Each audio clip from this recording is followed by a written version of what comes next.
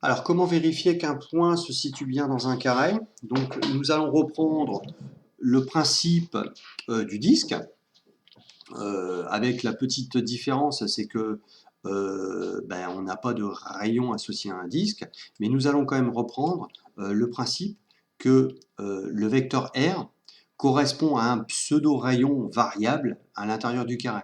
C'est-à-dire que le rayon du carré sera au minimum égal au demi-côté du carré, soit pour l'abscisse ou pour les ordonnées, et au maximum en fait à la demi-hypoténuse du carré. Voilà. Et puis donc le rayon va pouvoir varier entre ce point-là et celui-ci, ou ce point ici, c'est-à-dire au point de l'hypoténuse, jusqu'au demi-côté ici. Voilà.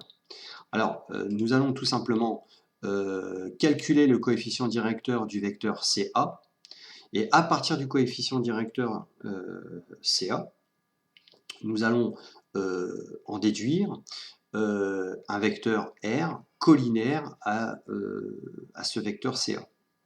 Et nous allons ensuite comparer la norme du vecteur CA à la norme du vecteur R pour ensuite déduire si le point appartient ou pas au carré.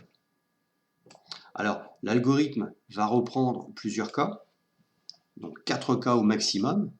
Le premier cas, c'est si le vecteur A se situe sur le demi-côté, c'est-à-dire soit sur l'abscisse ou les ordonnées. Dans notre cas, il faudra tout simplement vérifier que la longueur du vecteur CA est bien inférieure au demi-côté. Deuxième cas, c'est à peu près le même principe, hein, on va tout simplement vérifier que la longueur CA est bien inférieure à la demi-hypoténuse. Voilà.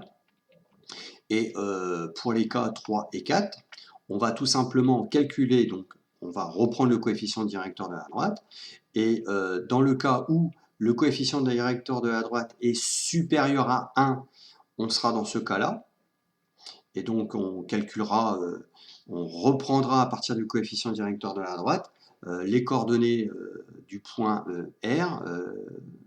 R collinaire à CA.